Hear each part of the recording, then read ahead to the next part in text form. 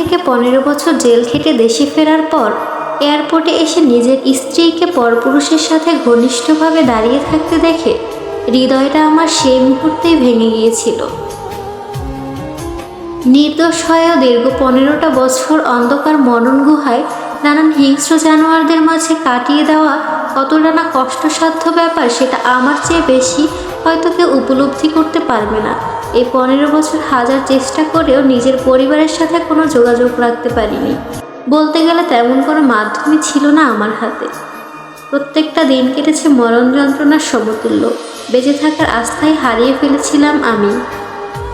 ভেবেছিলাম হয়তো এই অন্ধকার গুহাতেই থাকা অবস্থায় একসময় অবসান ঘটবে আমার জীবনের প্রতিটা গল্পের, কিন্তু সৃষ্টিকর্তা হয়তো সেটা চাননি। তিলে তিলে কষ্টের প্রহার আমাকে মৃত্যুর বেশ কাছাকাছি নিয়ে এসেছিল, কিন্তু মৃত্যু আমার সম্পূর্ণ নিজের দখলে নিয়ে যেতে পারেনি। তবুও কষ্ট ভরা বুকে খানিকটা হলেও বেঁচে থাকার ইচ্ছে আকাঙ্ক্ষা ছিল, এই ভেবে যে এখনো হয়তো আমার পরিবার আমার জন্য অপেক্ষা করছে।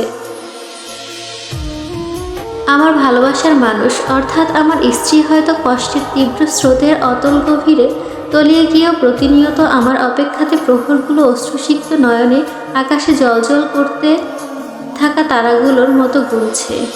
আমার জানা মতে আমার স্ত্রী সাদিয়ার এ ভূখণ্ডে কেউ নেই, অর্থাৎ সে অনাথ। কিন্তু এই লোক যার সাথে সে এতটা ক্লোজ ঘনিষ্ঠ হয়ে দাঁড়িয়ে থাকতে হচ্ছে তার মনের গহীন ঘরে সংশয়ে ভরে গেছে। আমার সৃষ্টিকর্তার কাছে একটাই প্রার্থনা, আমার সংশয়গুলো যেন বাস্তবমুখী না হয়ে যায়। পা দুটো কাঁপছে, আমার সামনে এগোতে হয়তো পা দুটো বাধা প্রদান করার চেষ্টা করছে। কে ছিল তার স্ত্রীর সাথে? দেখতে চোখ রাখুন আমাদের পেজে।